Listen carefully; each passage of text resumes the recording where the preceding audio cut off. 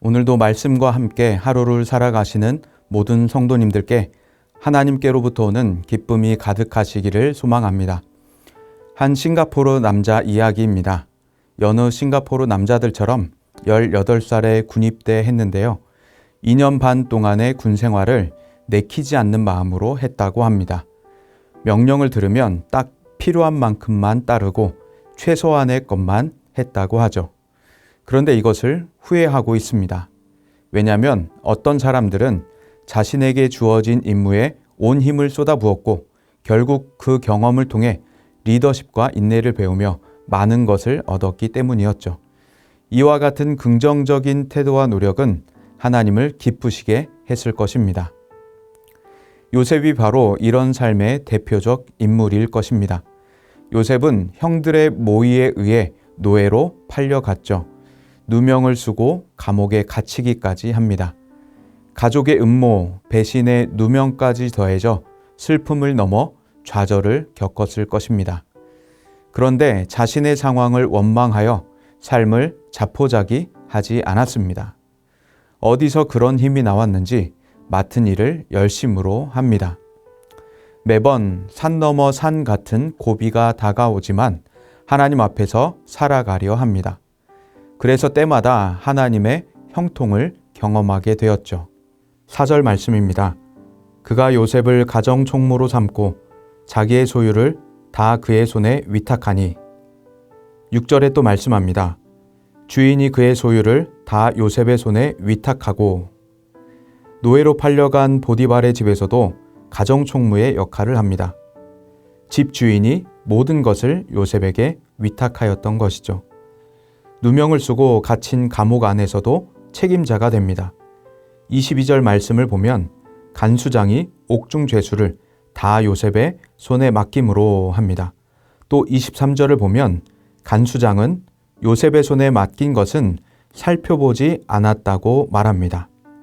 그리고 결국 애굽의 총리가 됐던 것이죠. 그렇다면 우리는 어떻게 해야 할까요? 우리 역시 좋아서 하는 일도 있지만 어쩔 수 없이 해야만 하는 일도 있습니다. 당위성에 따라 주어진 일들이 있죠. 학생들에게 과제가 그럴 것이고 직장인들에게 출근이 그럴 것입니다. 또 집안일도 있습니다.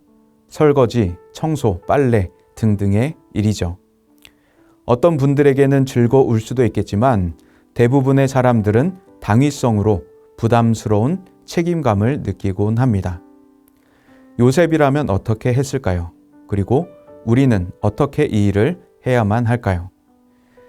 그것을 예수님의 모범에서 찾고자 합니다. 예수님에게도 당위의 문제가 있었습니다.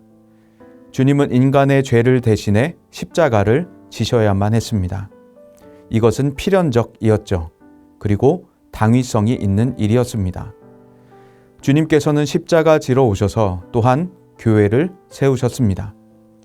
교회를 세우시기 위한 방편으로 제자들을 불러 모아 훈련하셨습니다. 주님이 제자 훈련하신 사람들은 평범하거나 평범 이하의 사람들이었죠. 한 번 말하면 곧바로 해내지 못했습니다. 예수님의 제자 훈련 방식을 이해하지 못했고 당부한 일을 해내지 못했습니다. 그러나 주님은 그 모든 일 앞에서도 성실로 해내셨습니다. 이 일의 절정은 겟세마네 기도라고 생각합니다. 주님은 겟세마네에서 기도하실 때 이 잔이 주님에게서 지나가기를 간구하셨습니다. 우리도 어떤 일을 맡을 때면 피하고 싶은 순간이 오기도 합니다. 그러나 해야만 하는 일들이라면 주님의 기도를 배워볼 수 있다면 좋을 것 같습니다. 주님도 피하고 싶으셨기 때문입니다. 그러나 주님 자신의 뜻이 아닌 하나님 아버지의 뜻을 구하셨습니다. 그리고 그 일에 십자가 지시기까지 순종하시며 걸어가셨죠. 회피하고 싶은 일을 묵묵하게 충성으로 감당하셨습니다. 충성하신 주님의 십자가 사건은 빌립보서 2장에서 말한 것과 같이 높여지심으로 이어졌습니다. 바울은 이처럼 예수님의 낮아지심과 하나님의 높여주심을 찬양하고 있습니다. 이것이 바로 하나님의 독특하신 신비로움이며 기독교에서 경험할 수 있는 독특한 은혜라고 할 수 있겠습니다. 주님은 겸손으로 충성을 다하셨고 하나님은 높이십니다. 이와 같은 인생을 살아간 사람이 있습니다. 중세시대 수도원에 들어간 니콜라스 헤르만, 로렌스 형제라고 불리우는 잘 알려진 인물이죠. 당시 수도원을 찾는 사람들이 묻습니다. 당신은 매일 부엌에서 청소하고 그릇 씻고 음식 만드는 일만 하는데 그것 때문에 불평한 적은 없습니까? 사람들 생각에 이것은 하찮은 일이었던 것이죠. 그리고 로렌스 형제가 다른 사람들을 부러워할 것이라 여겼던 것입니다. 이에 대해 로렌스 형제는 답합니다. 음식을 만들 때는 이 음식을 먹는 사람들이 건강의 복을 받고 하나님의 사랑과 은혜로 충만하게 되기를 바랍니다. 라고 기도하고요. 그릇을 씻을 때면 이 그릇에 음식을 담아 먹는 사람들 모두 하나님의 은혜로 충만하고 하나님의 복을 이 그릇 가득 받을 수 있게 하소서라고 기도하고요. 청소할 때는 하나님의 아름다운 동산을 더욱 아름답게 만들어 주소서라고 기도합니다. 프라이팬에 작은 계란 하나라도 하나님을 사랑하는 마음으로 뒤집었다고 합니다. 그리고 맡은 일이 끝나 할 일이 더 없으면 바닥에 엎드려 하나님을 경배했다고 합니다. 그래서 사람들은 로렌스를 부엌의 성자라 부르고 로렌스에게 가서 기도받기를 좋아했습니다. 그리고 후에 수도원 원장이 되었죠. 겸손과 충성으로 맡은 일을 주를 섬기듯 섬겼습니다. 그리고 하나님께서는 충성된 그에게 하나님의 일들을 계속해서 맡기고 계셨던 것이죠. 그래서 골로새서는 우리에게 이렇게 권면합니다.